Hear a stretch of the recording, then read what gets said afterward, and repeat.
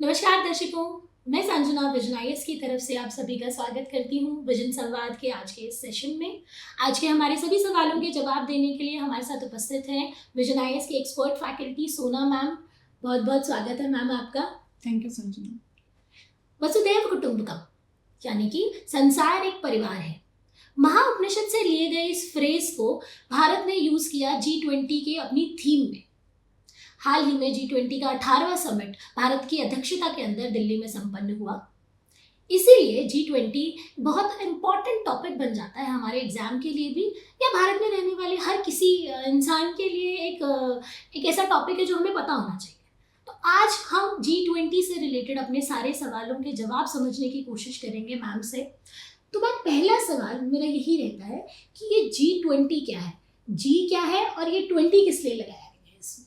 जी संजना, ये G20 stand करता है, यहाँ पर G है ग्लोबल और 20 मतलब ये 20 नेशंस की बात कर रहा है, जिसमें 19 हमारे राष्ट्र और एक यूरोपियन यूनियन है जो इसमें इंक्लूड है।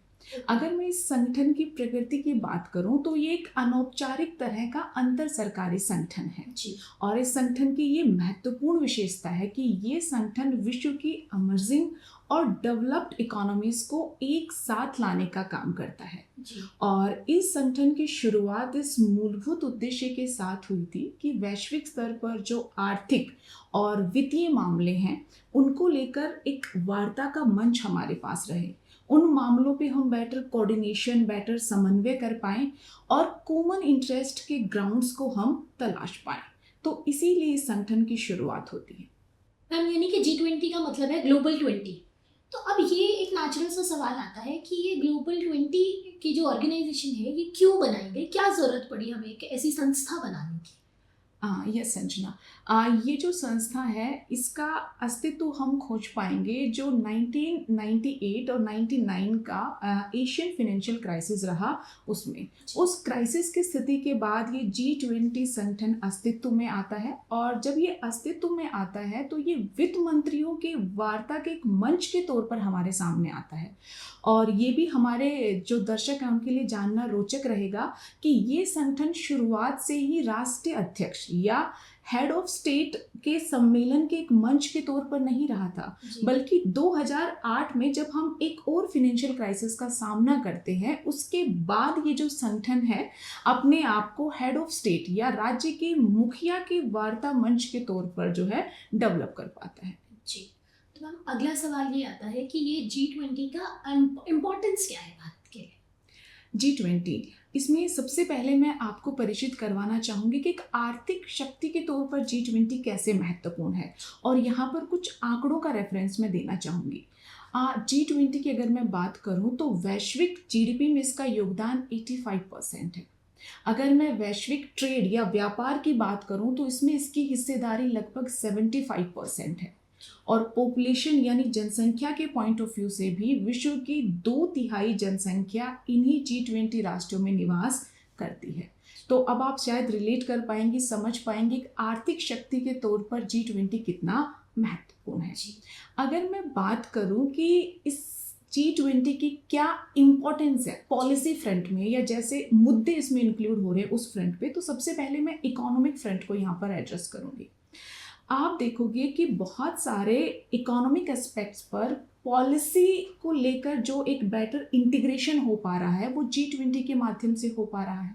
ठीक है, जिससे बेहतर रेगुलेशन हमारे सामने आ रहे हैं और इन रेगुलेशंस के माध्यम से जो वित्तीय जोखिम के मामले हैं उनका हम अच्छे से निपटान कर पा रहे हैं और साथ ही जो अंतर्राष्ट्रीय स्तर पर वित्तीय स्थिरता है उसे हम सुनिश्चित कर पा रहे हैं। इतना ही नहीं, अब आप देखोगे कि इसका जो मैंडेट है वो सिर्फ आर्थिक मामलों तक ही सीमित नहीं रह रहा, बल्कि सामाजिक आर्थिक परिप्रेक्ष्य के मुद्दे भी G20 के लिए महत्वपूर्ण बन चुके हैं। इसका एक मैं उदाहरण देना चाहूँगी, जो लास्ट बाली समिट हुई उसमें आपने देखा होगा कि उसमें humanitarian crisis, food security, party जैसे जो मुद्दे थे उन पर भी काफ़ी एम्फेसिस दिया गया। इसी के साथ G20 इसलिए भी महत्वपूर्ण है कि जो कॉमन इंटरेस्ट एरियाज है हमारे, ये उन पर भी बात करता है, जैसे अगर हम कॉमन इंटरेस्ट की बात करें तो आज के टाइम में क्लाइमेट चेंज को कौन मिस कर सकता है, जी। ठीक है। और जो पेंडेमिक की सिचुएशन रही उसमें भी काफ़ी एक्टिव रोल प्ले किया है G20 ने।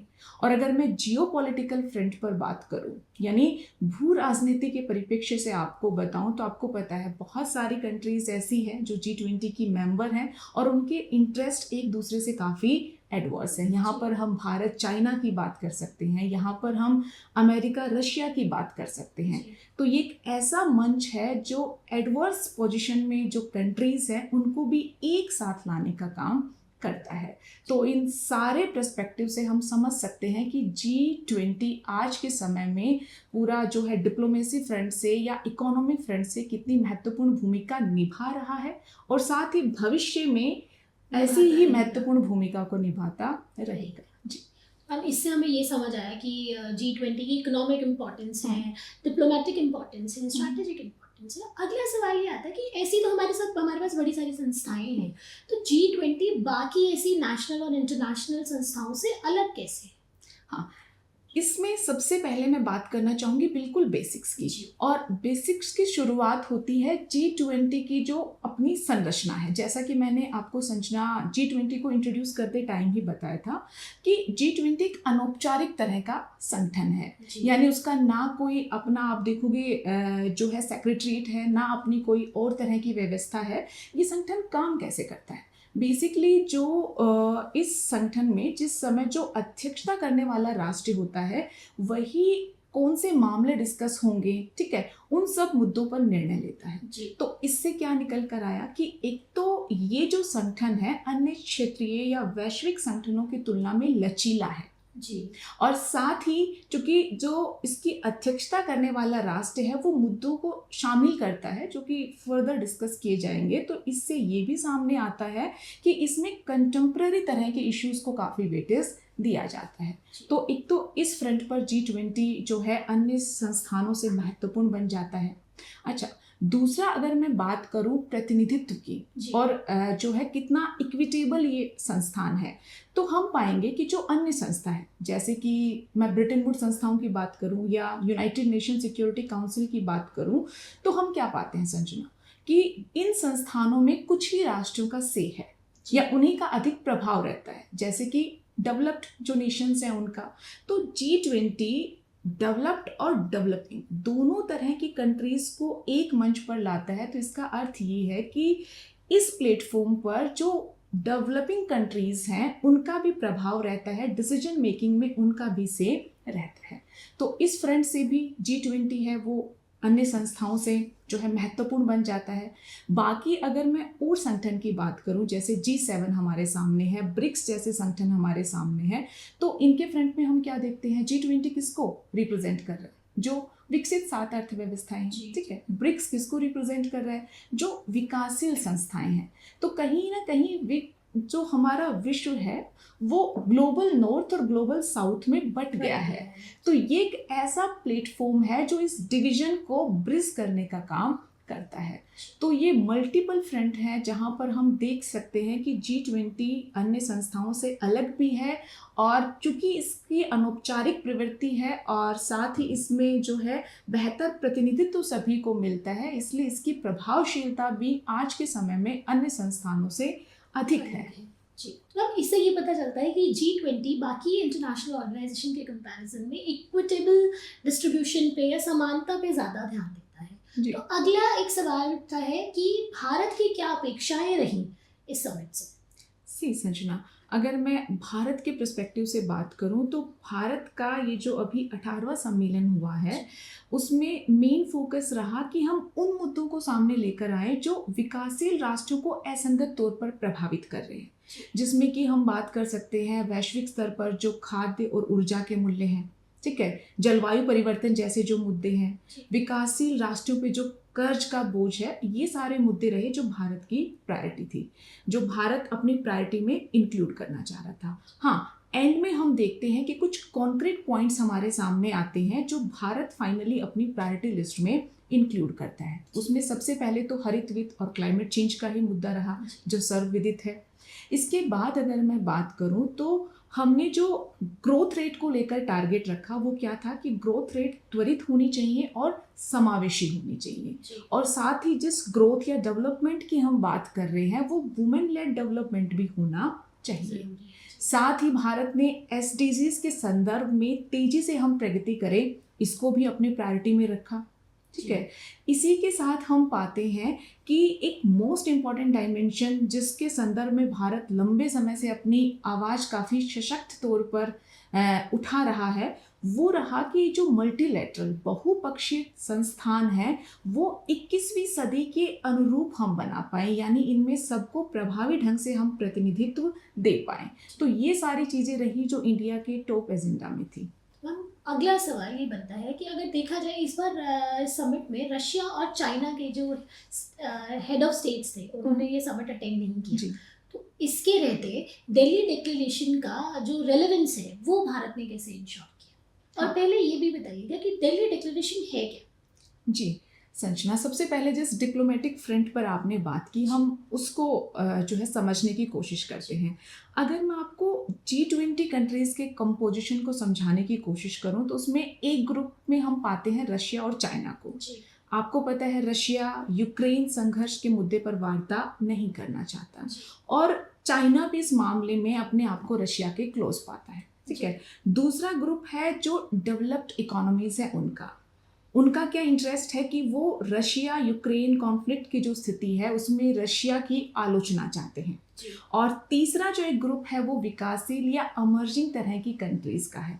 अब इनके अपने कंसर्न हैं, ये रशिया यूक्रेन का जो क्राइसिस है उसके संदर्भ में खुद को कंपैरेटिवली न्यूट्रल पाते हैं, इनके लिए और ही मुद्दे महत्वपूर्ण हैं जैसे फूड सिक्योरिटी हो गया, एनर्जी क्राइसिस हो गया। तो इस तरह का डिवीज़न हम पाते हैं। तो इस डिवीज़न को देखकर हमें क्या समझ में आया कि किसी भी मामले पर या संयुक्त घोषणा के संदर्भ में एक आम सहमति बन पाना मुश्किल है। जी। और इस चीज की और पुष्टि की जो शेरपा स्तर का सम्मेलन हुआ उसमें G20 से पहले शेरपा के द्वारा जो है हमारा जो संयुक्त घोषणा पत्र हमने बनाया जिसे को हम दिल्ली डिक्लेरेशन के नाम से भी जानते हैं, उस पर हम देखते हैं कि आम सहमति नहीं बन पाई। तो एक समय के लिए ऐसा लगा कि भारत का जो डिप्लोमेटिक स्टैंड है उस पर खतरे के बादल मंडरा रहे हैं। पता नहीं भारत इस संयुक्त घोषणा जिसे हम दिल्ली डिक्लेरेशन के नाम से जानते हैं उस पर आम सहमति बना पाएगा या नहीं। लेकिन अगर हम मुद्दों को डिटेल में देखें तो हम पाते हैं कि आपने रशिया चाइना की अनुपस्थिति की बात की, तो रशिया के अनुपस्थित होने के पीछे अपने रीजंस थे, उनके डोमेस्टिक रीजन थे, एक महत्वपूर्ण मिलिट्री ऑपरेशन उनको जो है करना था यूक्रेन में। तो बेसिकली ये रीजन रहे जिसके चलते रशिया के जो हेड ऑफ स्टेट थे वो इस बैठक से या इस मीटिंग से अनुपस्थित रहे। ठीक है, और अंततः हम ये पाते हैं कि इन सारे जो है स्थितियों के बावजूद, संकटों के बावजूद भारत अपनी प्रभावशाली डिप्लोमेसी या कूटनीति के माध्यम से अंततः ये संयुक्त घोषणा पत्र पर आम सहमति बना ही लेता है। और ये आम सहमति भारत के लिए एक महत्वपूर्ण सफलता के तौर पर देखी जा रही है तब जब विश्व इतना बटा हुआ है। इस सहमति के माध्यम से न सिर्फ भारत ने अपने एक महत्वपूर्ण वैश्विक नेता का जो स्थान है उसे प्रखर किया, इसी के साथ हम ये भी पाते हैं कि भारत जो ग्लोबल साउथ है उसकी भी एक प्रभावशाली आवाज के तौर पर उभर कर आता है और साथ ही अपनी बेहतर कूटनीतिक क्षमता का भी परिचय देता है। तो ये भारत के लिए काफ़ी एक महत्वपूर्ण तरह का मुद्दा बन गया था और इसलिए बन गया था संजना, ये जानना रोचक रहेगा हमारे व्यूवर्स के लिए कि अब तक G20 के जितने भी हेड ऑफ स्टेट लेवल के सम्मेलन हुए हैं अब तक कभी भी ऐसा नहीं हुआ था कि संयुक्त घोषणा को स्वीकार नहीं किया गया था। तो अगर ये घोषणा स्वीकार नहीं होती, चूंकि G20 भारत में कंडक्ट हुआ है, तो ये भारत के लिए डिप्लोमेटिक फ्रंट पर एक असफलता की तरह देखा जा रहा था। तो ये हमारे लिए काफ़ी एक जो है हम कह सकते हैं माइलस्टोन तरह का अचीवमेंट रहा। इस जवाब में आपने एक शब्द यूज किया, शेरपा सम्मेलन। तो ये शेरपा सम्मेलन क्या है, ये हमारे दर्शकों को थोड़ा एक बार डिटेल में बता दीजिए। हाँ, देखिए संजना, G20 और G7 जैसे जो हमारे संगठन हैं, इन संगठनों में हम देखते हैं हेड ऑफ स्टेट का जो पर्सनल रिप्रेजेंटेटिव होता है उसे हम शेरपा के नाम से जानते हैं। और ये शेरपा जो है, आप देखोगे इनकी मीटिंग, G20 के कंट्रीज हैं, सबके अपने जो है शेरपा है, उनकी मीटिंग चलती रहती है। वो पूरा जो है हमारा एनुअल सम्मेलन क्या रहेगा, उसकी क्या रणनीति रहेगी, क्या एजेंडा रहेगा, इन सब को निर्धारित करते हैं। आपने अभी हाल फिलहाल में न्यूज़पेपर में काफ़ी सुना होगा कि G20 को लेकर अमिताभ कांत जो थे वो हमारे शेरपा रहे हैं। जी। मैम, इस दिल्ली समिट में एक और इम्पोर्टेंट डिसीजन लिया गया था, अफ्रीका को G20 में स्थायी सदस्यता दे दी गई। बिल्कुल। ये जो डिसीजन है ये भारत के लिए कैसे इम्पोर्टेंट है और इसका इम्पैक्ट अफ्रीका और भारत के रिलेशंस पे कैसे आएगा? यस, देखिए, सबसे पहले तो संजना, मैं भारत नहीं बल्कि अफ्रीका के पॉइंट ऑफ व्यू से बताऊंगी कि ये निर्णय उनको कैसे प्रभावित करेगा। अफ्रीकी संघ जो है वो लगभग 55 नेशंस का एक समूह है, और अगर वो G20 जैसे महत्वपूर्ण एक संगठन से जुड़ते हैं तो उनकी जो सी है वैश्विक मामलों में वो पहले की तुलना में अधिक बढ़ जाएगा, उनकी भागीदारी जो है वो पहले की तुलना में अधिक बढ़ जाएगी। अगर मैं भारत के पॉइंट ऑफ व्यू से बात करूं तो आपको विदित ही होगा कि भारत और जो है अफ्रीकन कंट्रीज हैं उनके बीच विदेश नीति के संदर्भ में जो है मामले चलते रहे हैं। विदेश नीति के परिप्रेक्ष्य से अफ्रीकन संघ भारत के लिए काफ़ी महत्वपूर्ण बन जाता है। क्यों? क्योंकि हम निवेश की बात करते हैं, ठीक है। अगर हम आर्थिक फ्रंट पर देखें तो हम अन्य आर्थिक संसाधन जो है उनकी दृष्टिकोण से अफ्रीका एक काफ़ी रिच तरह की कंट्री है, और साथ ही हम देखें तो हम मल्टीपल फ्रंट पर काम कर रहे हैं। जैसे हमने जापान की साझेदारी के साथ एशिया अफ्रीका ग्रोथ कॉरिडोर को डेवलप करने पर काम किया है। तो इन सब फ्रंट पर अगर हम देखें तो हम पाते हैं कि अफ्रीका हमारे लिए महत्वपूर्ण है। तो डेफिनेटली जो अफ्रीका के साथ हमारी डिप्लोमेसी है, जो हमारी संबंध है, वो इससे बेहतर होंगे। और ये और भी महत्वपूर्ण इसलिए हो जाता है क्योंकि अफ्रीकी संघ को जो स्थायी सदस्यता मिली है वो उस समय में मिली है जब भारत G20 की अध्यक्षता कर रहा है। तो ये इस चीज को, जो मैंने आपको पहले भी बताया, और भी प्रखर करता है कि भारत कैसे ग्लोबल साउथ के हितों का एक बेहतर रिप्रेजेंटेटिव के तौर पर उभर रहा है। G20 का थीम रहा वसुधैव कुटुंबकम, यानी कि एक धरती, एक परिवार और एक भविष्य। इस थीम को क्यों चुना गया, क्या इसका रेलेवेंस है, और भारत इस आइडियोलॉजी के साथ अपने ग्लोबल चैलेंजेस को कैसे टैकल कर रहा है, इस पर थोड़ा विस्तार में चर्चा कीजिए। बिल्कुल संजना, वसुधैव कुटुंबकम की आइडियोलॉजी या विचारधारा आज के समय में काफ़ी महत्वपूर्ण बन गई है। अब इसके पीछे कारण क्या है?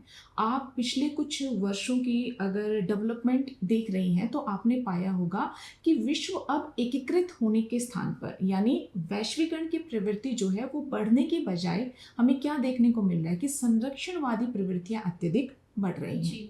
साथ ही अब राष्ट्रीय बहुपक्षीय संस्थानों के माध्यम से मामलों को सुलझाने के स्थान पर जो त्रिपक्षीय या बायलैटरल डिप्लोमेसी है उसको अधिक वरीयता दे रहे हैं। आपने एक फ्रेज भी सुना होगा कि G7 से G0, यानी कि आप आपस में अपने मामलों को सुलझा रहे हैं।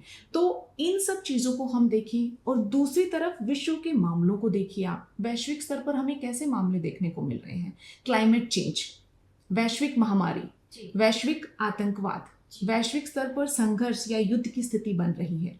वैश्विक स्तर के निकायों में हमें जो है सुधार चाहिए, वैश्विक स्तर पर हमें आर्थिक स्थिरता चाहिए। तो ये सारे मामले जो हैं इनमें एक चीज़ कॉमन है। वो कॉमन चीज़ क्या है कि इनका कोई भी राष्ट्र अलग थलग होकर समाधान नहीं कर सकता। इन मामलों में वैश्विक समन्वय या वैश्विक एकीकरण अत्यधिक आवश्यक है। इसलिए ये जो हमारा की फ्रेज है वसुधैव कुटुंबकम, जिसे हमने थीम बनाई कि एक पृथ्वी, एक परिवार, एक भविष्य, वो आज के समय में अत्यधिक महत्वपूर्ण हो जाती है। जब भी ऐसा कोई सम्मेलन होता है तो जो डेवलप्ड नेशंस होता है वो अपनी पॉलिसीज डेवलपिंग नेशंस के ऊपर थोपने की कोशिश करते हैं, जबकि दिल्ली का जो समिट हुआ उसमें भारत डेवलप्ड नेशंस को अपनी नीतियों को थोपने से रोकने की कोशिश में कामयाब रहा। इसके ऊपर आपका क्या विचार है कि इसको जो ज़्यादा इंक्लूसिव अप्रोच भारत ने जो शुरू की उसके ऊपर थोड़ा चर्चा कीजिए। बिल्कुल संजना, इसको मैं क्लियर करना चाहूँगी हमारे दर्शकों को एक एग्जाम्पल के माध्यम से। जैसे लास्ट जो बाली G20 सम्मेलन रहा, उसमें हम देखते हैं कि जो पश्चिम राष्ट्र थे उन्होंने रशिया और यूक्रेन के बीच जो कॉन्फ्लिक्ट या संघर्ष की स्थिति है उसको उठाकर समिट को जो मूल मांग थी या जो मूल भाव था समिट का, उससे भटकाने की कोशिश की। ये एग्जाम्पल सिर्फ G20 पे ही एप्लीकेबल नहीं है। आप देखोगे कि वैश्विक स्तर पर जब और भी संगठन हैं उनमें इस तरह की समिट या शिखर सम्मेलन होते रहे हैं, वहाँ पर भी विकसित राष्ट्रों ने अमेरिका के नेतृत्व में अपनी नीतियाँ विकासशील राष्ट्रों पर थोपने की कोशिश की है। लेकिन G20 जो भारत में अभी आयोजित हुआ है हाल ही में, उसमें हम पाते हैं कि ये विकासशील राष्ट्रों पर विकसित राष्ट्र अपनी नीतियाँ नहीं थोप पाए और इसमें भारत के नेतृत्व ने महत्वपूर्ण भूमिका निभाई। अब यहाँ भी एक उदाहरण जो हम पहले भी डिस्कस कर चुके हैं, संयुक्त घोषणा पत्र, उसके संदर्भ में हम देखते हैं कि विकसित राष्ट्र जो है इस मामले पर भी अपना जो है प्रभाव दिखाने की कोशिश करते हैं, लेकिन जितना प्रभावी ढंग से इस मुद्दे को डिप्लोमेटिक फ्रंट पर भारत डील करता है, भारत किसी भी ऐसे प्रभाव की संभावना का निराकरण कर पाता है। तो ये तो होता रहा है और भारत ने थोड़ा सा यहाँ पर एक जो है अपना प्रभाव बनाने की कोशिश की है। अगला सवाल ये बनता है कि जो भी ये जो G20 समिट हुआ, 18वां समिट दिल्ली में जो रहा, इसकी भारत के लिए उपलब्धियां क्या रही? क्या ये हमारे लिए एक टर्निंग पॉइंट प्रूफ हो सकता है और क्यों इस समिट को इतिहास में याद रखा जाना चाहिए? जी, तो सबसे पहले मैं यहाँ पर अपने व्यूवर्स को जो है इस समिट की जो मेजर आउटकम्स रही उनके बारे में बताना चाहूँगी। सबसे पहले अगर हम बात करें तो इंडिया, मिडिल ईस्ट और यूरोप इकोनॉमिक कॉरिडोर यानी अंतर्राष्ट्रीय अवसंरचना सहयोग के फ्रंट पर हमने काम किया इस समिट में। साथ ही ग्लोबल बायोफ्यूल जो अलायंस है उसको लेकर हमारी सहमति बन पाई है और जो नवीकरणीय ऊर्जा की हमारी क्षमता है उसको तिगुना करने का जो एक साझा संकल्प है वो हमने लिया है। साथ ही फूड सिक्योरिटी, पोषण, वैश्विक स्तर पर जो आतंकवाद, भ्रष्टाचार जैसे मुद्दे हैं जो राष्ट्रों को प्रभावित करते आए हैं, इनके संदर्भ में भी आम सहमति बनी है। अगर मैं टर्निंग पॉइंट के पॉइंट ऑफ व्यू से आपको क्लियर करना चाहूँ तो सबसे पहले है कि हमने अफ्रीकी संघ को G20 का हिस्सा बनाया है। ये काफ़ी एक महत्वपूर्ण शुरुआत है क्योंकि अब इसमें जो ग्लोबल साउथ है उसकी हिस्सेदारी G20 जैसा जो एक महत्वपूर्ण संस्थान है उसमें बढ़ जाएगी। भारत के परिप्रेक्ष्य से अगर मैं इसे टर्निंग पॉइंट कहूँ तो इसका आधार रहेगा कि ग्लोबल साउथ के एक महत्वपूर्ण लीडर या नेता के तौर पर भारत उभर के आया है और साथ ही संयुक्त घोषणा पत्र पर आम सहमति बन पाना। इतने सारा जो डिवीज़न या जो विभाजन की स्थिति थी रशिया यूक्रेन वॉर को लेकर, तो ये भी एक महत्वपूर्ण माइलस्टोन के तौर पर देखा जा सकता है। ये जो G20 सम्मेलन रहा ना सिर्फ महत्वपूर्ण आउटकम्स के पॉइंट ऑफ व्यू से, बल्कि जो विशेषज्ञ हैं उनका ये भी कहना है कि भारत के नेतृत्व में जो उपलब्धियां G20 समिट में हासिल की गई हैं वो इसे एक नया टर्निंग पॉइंट देती हैं और साथ ही जो बायलैटरल हमारे ऑर्गेनाइजेशंस हैं उनको लेकर राष्ट्रों में एक बार फिर से विश्वास बहाली के प्रयास के तौर पर इस G20 संगठन को हम और इसकी जो समिट हुई उसको हम देख सकते हैं। बहुत बहुत धन्यवाद मैम हमारे सभी सवालों का जवाब इतने कॉम्प्रिहेंसिव तरीके से देने के लिए। आशा करती हूँ आप लोगों को भी आपके सभी सवालों के जवाब मिल गए होंगे। बने रहिएगा हम विजन संवाद के साथ ऐसे ही इंटरेस्टिंग टॉपिक्स के ऊपर डिस्कशन के लिए। और अगर आपके कोई सवाल है तो कमेंट सेक्शन में आप अपने सवाल पूछ भी सकते हैं और हम कोशिश करेंगे कि आपके उन्हीं सभी सवालों के जवाब आपको दिए जाए। धन्यवाद।